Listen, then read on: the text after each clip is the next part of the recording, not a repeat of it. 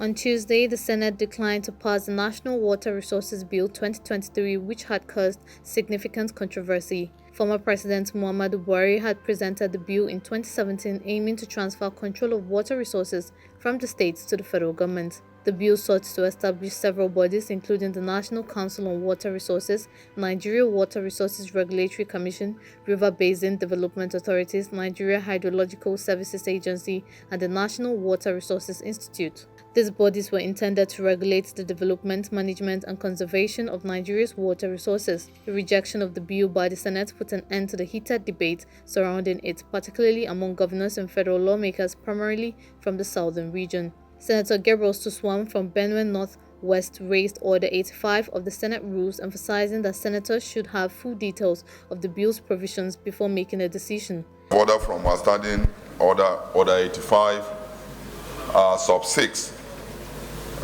especially the one sub 6 A and B, but B applies to my argument specifically, and that is the one that said, cause any amendment or amendment that may have been made to it by the Senate to be entered in the original copy of the bill received from the House of Representatives, which copy signed by the clerk of the Senate and endorsed by the President of the Senate shall then be returned to the House of Representatives desiring the concurrence.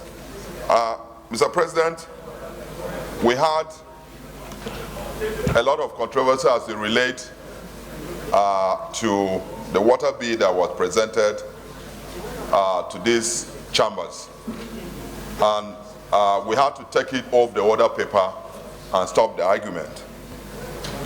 Mr. President, three things that we need to do if we must concur on this bill are stated by the standing order, that the bill should be brought to us so that we can look at it and cause some amendment, that is if we are going to concur on it, before we will send it back.